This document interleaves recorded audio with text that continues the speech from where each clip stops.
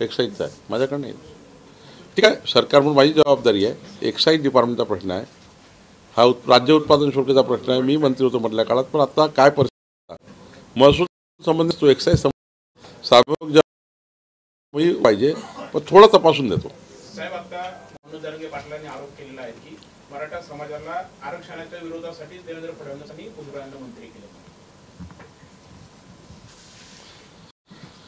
आता भुजबळ साहेब एक राज्याचे सिनियर लीडर, त्यांचा फायदा सरकारला होणार आहे आणि कोण्या समाजाला मोठं करणे कमी करणे याकरता भुजबळ साहेब मंत्री झाले नाही.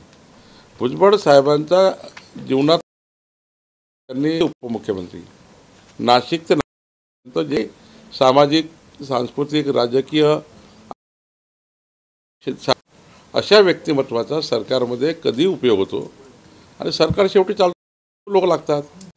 सरकार असं थोडी चालतं. अनुभवी व्यक्तीला अजित पवारांनी संधी दिली. मी अजित पवारांचं अभिनंदन करतो, व्यक्त करतो. त्यांनी भुजबळ साहेबांना संधी दिली, कारण छगन भुजबळ साहेबांना संधी देणे म्हणजे मंत्रिमंडळाला मजबूती देणे आहे, विकासाला मजबूती देणे आहे, सिनियर नेतृत्वाचा अनुभवाचा फायदा राज्याच्या मंत्रिमंडळाला मिळणे आहे.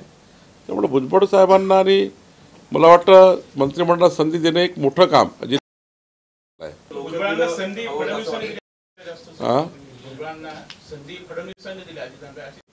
मी तुम्हाला दाव्याने सांगतो, आमचा काहीच संबंध नसतो. ज्या ज्या पक्षाला जे जे मंत्री ठरवायचे, जे खाते त्यांनी ठरवायचे आहे. अजित पवारचा कोटा जो अजित पवारने ठरवायचा आहे, एकनाथजी ठरवायचा आहे, आमचा आम्ही ठरवायचा आहे. त्यात कुणाला मंत्री करायचं, खातेसुद्धा डिस्ट्रीब्यूट झाले आहेत.